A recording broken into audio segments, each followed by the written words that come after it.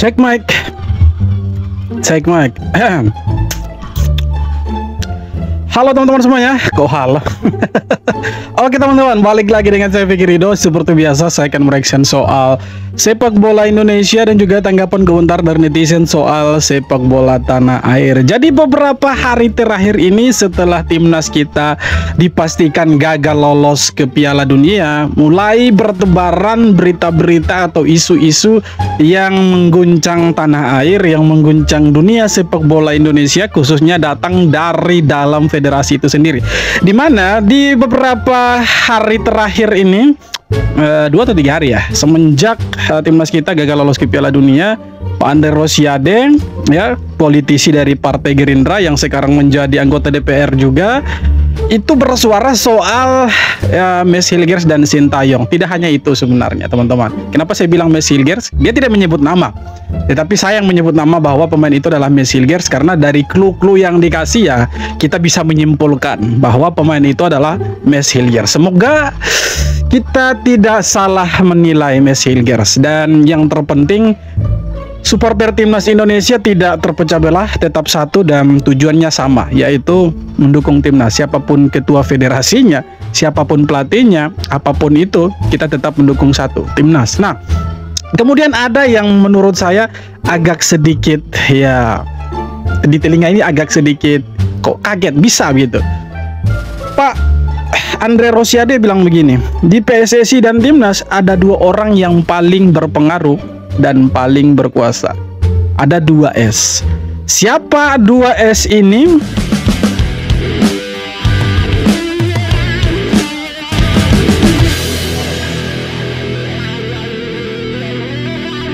Adiknya gagal bawa Indonesia ke Piala Dunia, tapi sang kakak di Eropa justru tulis satu kata sebagai pelipur lara. Eliano Reinders baru saja gagal membuat timnas Indonesia lolos ke Piala Dunia 2026. Ia menulis pesan menyentuh di media sosialnya. Kami sudah berjuang, kami akan kembali lebih kuat. Tapi yang tak disangka, di kolom komentar muncul satu pesan dari kakaknya, bintang Manchester City, Tierney Reinders. Hanya satu kata, yaitu bangga. Singkat tapi bermakna dalam. Dari kakak untuk adik, dari Eropa untuk Indonesia. Sebuah pesan bahwa meski gagal hari ini, perjuangan jangan pernah berhenti. Ya, betul. Kita masih punya kesempatan di 2030, yang walaupun di 2026 ini ya kita punya kans sebenarnya untuk ke sana. Cuma jaraknya itu 2 pertandingan loh. Tapi ya kita tidak mampu ke sana karena kita kalah di 2 pertandingan.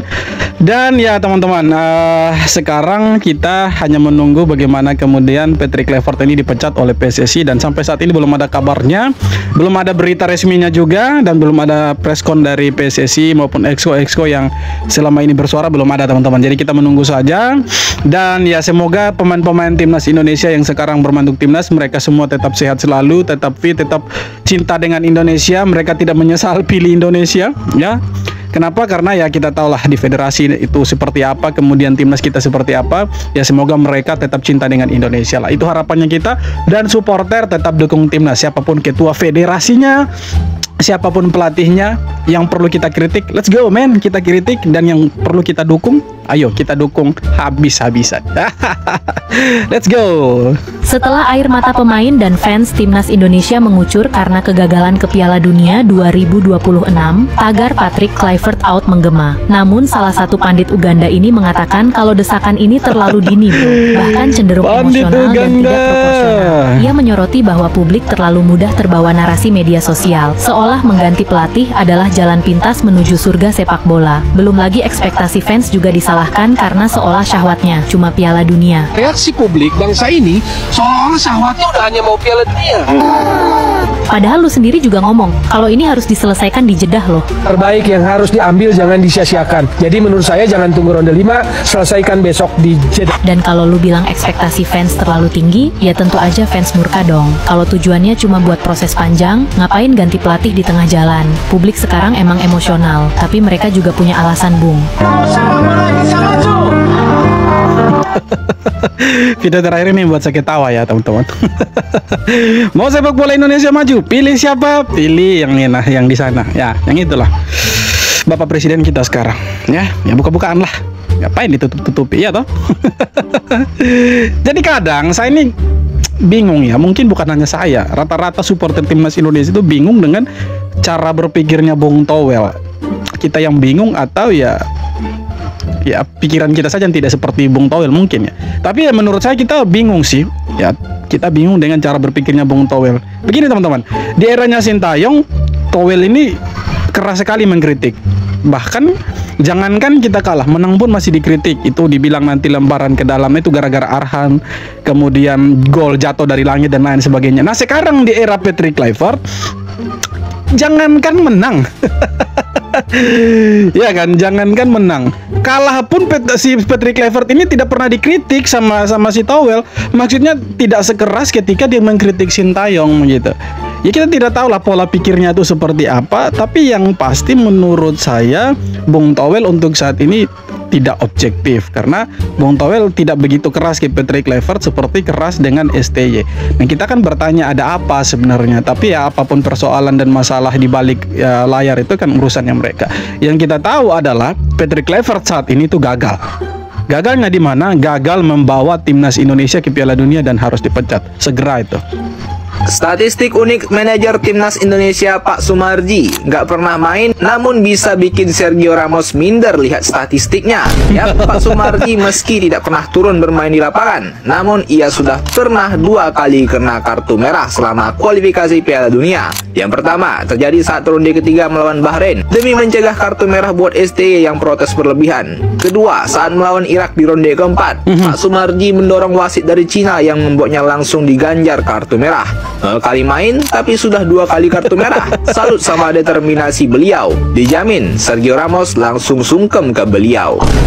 Tapi saya respect sih, sebagai satu dari jutaan supporter Indonesia, saya respect dengan Pak Marji karena beliau punya kontribusi untuk timnas ini luar biasa. Selain sebagai exco, manajer timnas, ketua BTN, menurut saya beliau ini bukan hanya 2 kartu merah teman-teman. Ada hal yang lebih menyakitkan dari 2 kartu merah ini. Waktu kita SEA Games kalau tidak salah, SEA Games atau AFF dengan Thailand itu final, kita menang waktu itu, eranya Sintayong U23 lah atau 19 atau 20, saya lupa, tidak tahu persis itu teman-teman. Pak Marji ini dipukul sama pemain Thailand teman-teman. Jadi hormatlah setinggi-tingginya untuk Pak Marji ini karena beliau ini berani berdarah-darah loh untuk timnas. Jadi ketika kemarin beliau itu sampai ngomongnya sevulgar itu di media, berarti ada sesuatu yang tidak beres di ruang ganti, ada yang tidak beres antara Patrick Kluivert dengan pemain, ada yang tidak beres dengan pemilihan pemain, ada yang tidak beres dengan taktik yang dipakai sama Patrick Kluivert. Artinya di ruang ganti itu tidak baik-baik saja. Ya, jadi Pak Marji seberani itu, sevulgar itu, bahkan Pak Marji bilang saya akan bongkar, saya akan buka-bukaan nanti di rapat exco. Tidak ada yang saya tutup-tutupi, tidak ada yang nantinya dibuat-buat. Intinya Pak Marji akan jujur sejujur-jujurnya bagaimana kondisi timnas Indonesia selama ronde keempat di Jeddah, Arab Saudi. Oh, ini keren. Kita menunggu sih sebenarnya apa statement dari Pak Marji nanti, apa yang akan disampaikan oleh Pak Marji nanti. Nah, keputusan nanti akan diadakan di rapat exco, apakah Kluivert ini dipecat atau justru dipertahankan. Menarik. Tapi menurut saya harusnya Kluivert dipecat, harusnya. Mungkin Bapak sudah baca sebelumnya kemungkinan STY akan dipecat, atau mungkin Anda seperti saya yang kaget walaupun gak kecewa. Bagi saya ini pergantian pelatih ini ya sudah biasa. Ya kan, bukan cuma di level timnas tapi di level klub juga. Ini podcast antara Bung Binder, salah satu pandit Indonesia yang cukup dihormati juga, dengan mantan exco PSSI eranya Pak Iwan Bulen teman-teman. Coba kita dengar. Menarik ini perbincangannya teman-teman ya. Nah, gimana dari Bapak pandangannya? Kita bicara secara profesional dulu. Oh iya dong, secara profesional dan secara jujur. Ya, secara pergantian pelatih dalam sebuah federasi timnas katakan atau klub itu hal lumrah. Yes, lumrah. Kalau betul. dianggap ada yang datang, ada yang pergi ya. Pelatih sebelumnya tidak bisa membawa tim tersebut lebih baik kan. Atau diragukan membawa tim ini lebih baik. Ya. Cuma kan waktu itu case-nya kan bukan lebih ke prestasi. Oh iya, betul. Isunya macam-macam. Iya. Banyak Saya isunya. Salah satunya komunikasi. Karena sebelumnya juga sudah isu STY diganti sebelum Pak Erik jadi ketua umum, sudah sering terjadi. Yes. Sebelum Pak Erik menjadi ketua umum, ada yang suka, ada yang tidak suka sama STY. Personal dong. Saya ingat itu, kita sempat rapat sekali di Bandung memutuskan STY. ini waktu Bapak masih exco. Waktu masih Pak Iwan Bule. Karena mantan exco di eranya Pak Iwan Bule nih teman-teman. Lebih ke personal. suka nggak suka gitu. Lebih ke personal, suka dan nggak suka, suka dan tidak suka. Wow. Termasuk orang-orang di sekitar federasi. Gitu. Orang-orang di sekitar Pada federasi, bro. PSSI.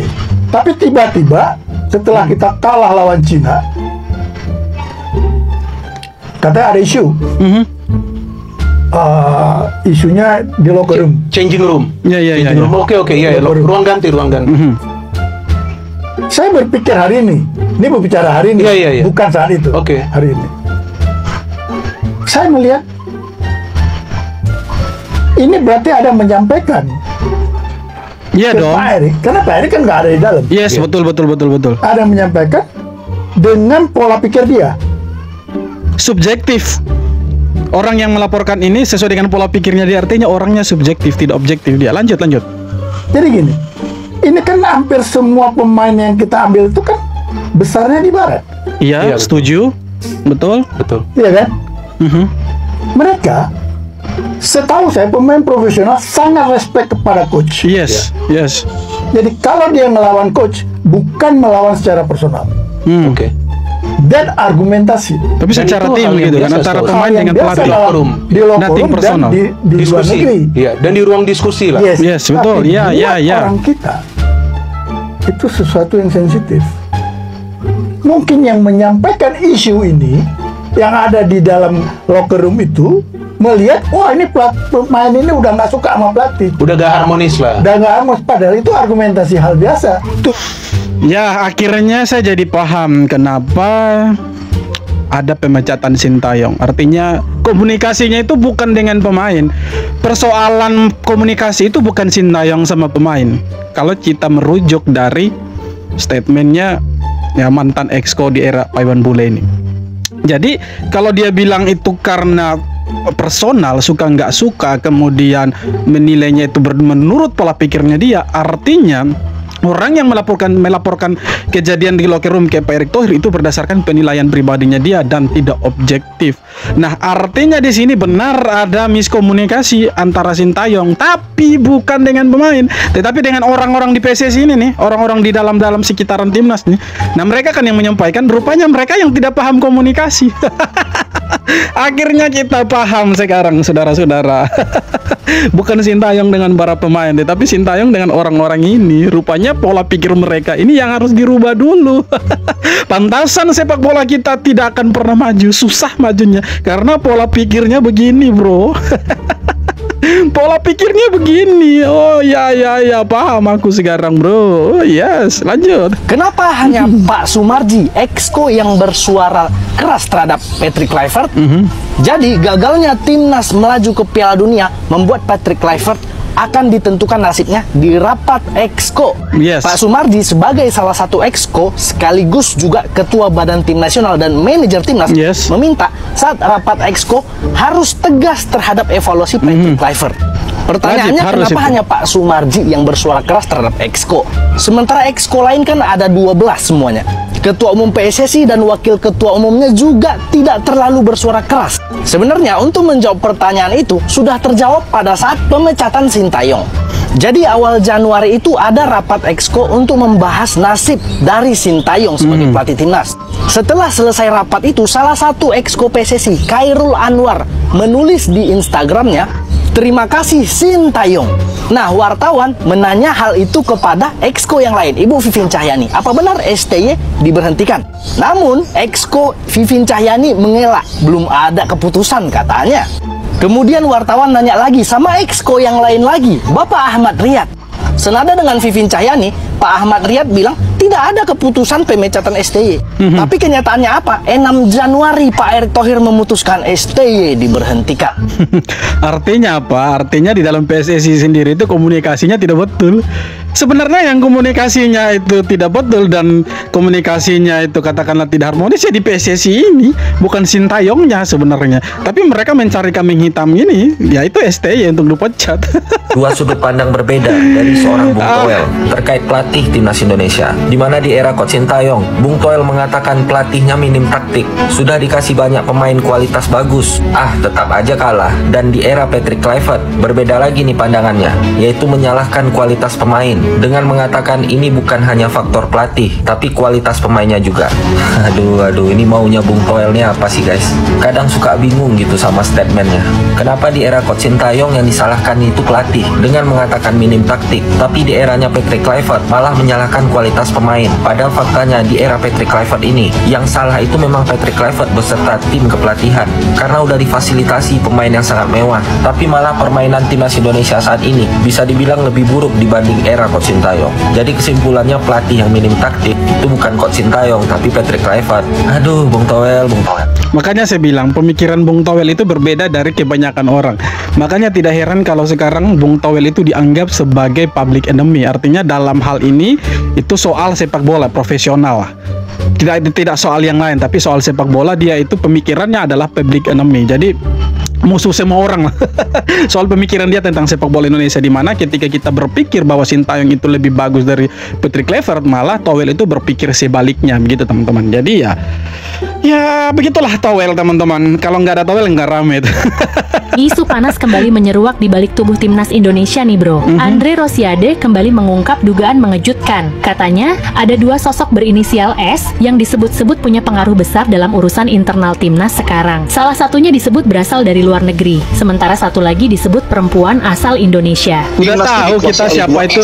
Satu orang Indonesia, perempuan, satu orang Maroko. Yang bikin heboh, Andre juga menyinggung bahwa podcast Bang Jay dan Martin di The Highway dilakukan tanpa izin manajer timnas Pak Marji. Nah, yang bikin geleng-geleng kepala, salah satu pandit ini menyerukan agar evaluasi total dilakukan terhadap semua staf, termasuk manajer timnas. Padahal Pak Marji kelihatan emosional pasca kegagalan timnas dan akan membongkar semua yang terjadi selama ini di rapat Exco.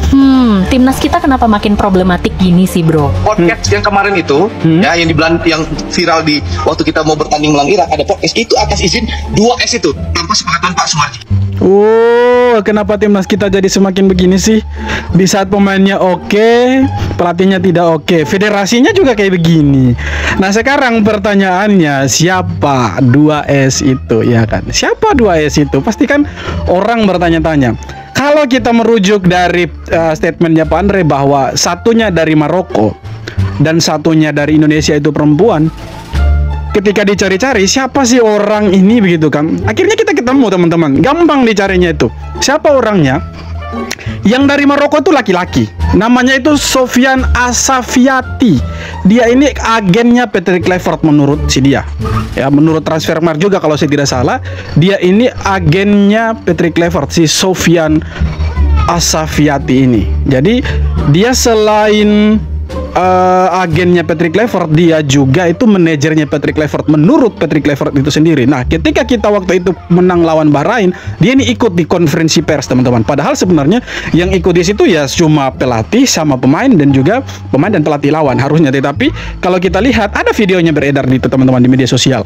Si Sofian Asafiati ini ikut untuk di meja wawancara lah waktu itu kan. Tapi yang tetap yang berbicara waktu itu ya Patrick Kluivert dan pemain lah. Nah di sini menarik, kok bisa ada orang Maroko yang punya pengaruh kuat di PSSI sendiri begitu kan. Terus apa fungsinya Exco, apa fungsinya wakil ketua, apa fungsinya ketua PSSI begitu kan.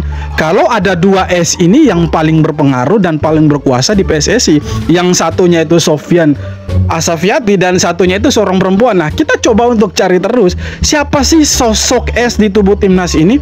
Kalau kita cari di susunan struktur organisasi PSSI mulai dari ketua sampai exco-nya, wakilnya, badan tim nasional dan sebagainya, tidak ada yang huruf S di sana.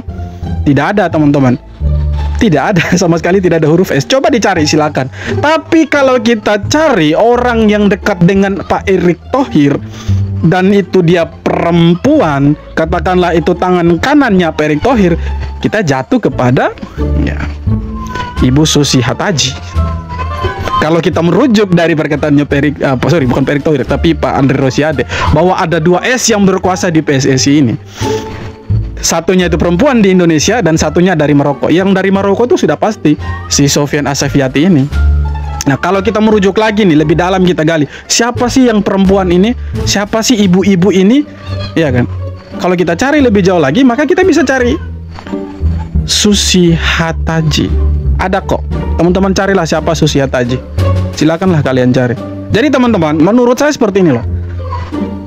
Di saat timnas kitanya itu bagus, kenapa ada hal-hal semacam ini gitu kan? Menurut saya dengan kegagalan kita ke Piala Dunia ini bukan berarti timnas kita tidak bagus. Bagus, jujur saja bagus. Poinnya itu teman-teman, maksudnya timnas kita ini bagus, cuma kenapa ada hal-hal seperti ini di tubuh PSSI?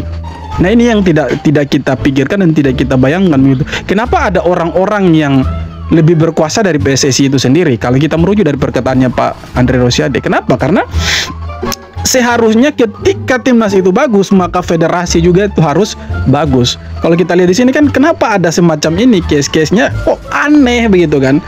Kenapa ada Duan S ini yang paling berkuasa gitu kan?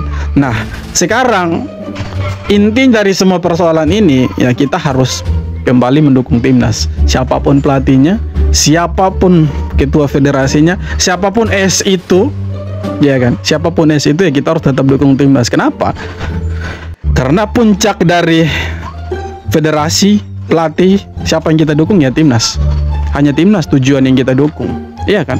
Itu kan yang tertinggi kan timnas yang kita dukung. Jadi menurut saya sekali lagi, siapapun pelatihnya, siapapun ketua federasinya, kita harus tetap dukung timnas. Ya tapi ada tapinya teman-teman. Kalau masih ada hal-hal seperti ini yang katakanlah non teknis, kemudian di luar dari pertandingan itu sendiri, maka ya susah sepak bola kita maju teman-teman. Karena apa? Akan dikendalikan terus-menerus.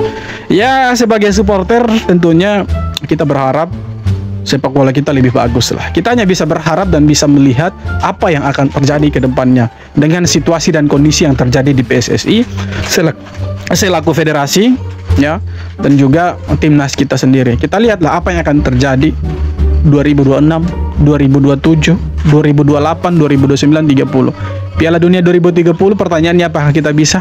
Mungkin saja bisa kalau dipersiapkan dari sekarang. Kalau tidak dipersiapkan dari sekarang, jangan pernah bermimpi. Kubur mimpi kalian dalam-dalam. Termasuk saya juga. Kubur mimpi kita dalam-dalam. Jangan pernah bermimpi untuk ke Piala Dunia kalau tidak diusahakan dari sekarang, dan kalau tidak bergerak dari sekarang. Sekaranglah waktunya. Bersih-bersih. Harusnya seperti itu sih. Oke teman-teman, jadi itu dia beberapa video tanggapan dan komentar dari netizen soal sepak bola Indonesia. Dan siapa 2S itu ya kita sedikit punya clue, kita punya sedikit sentuhan pertama siapa orangnya. First touch-nya kita sudah bisa melihat bahwa ada satu perempuan di Indonesia, ibu-ibu, dan satu dari Maroko. Dan saya sudah sebutkan tadi namanya. Kalau kita merujuk dan kita melihat clue-cluenya, ya kita bisa menyebutkan dua nama ini yang berkuasa. Aduh, oh ngeri nih. Kita menunggu selanjutnya seperti apa. Oke teman-teman, jadi itu dia beberapa video tanggapan komentar dari netizen soal sepak bola Indonesia. Dan sekali lagi jangan lupa untuk like, comment, dan subscribe. Kita jumpa lagi di video-video berikutnya. Terima kasih.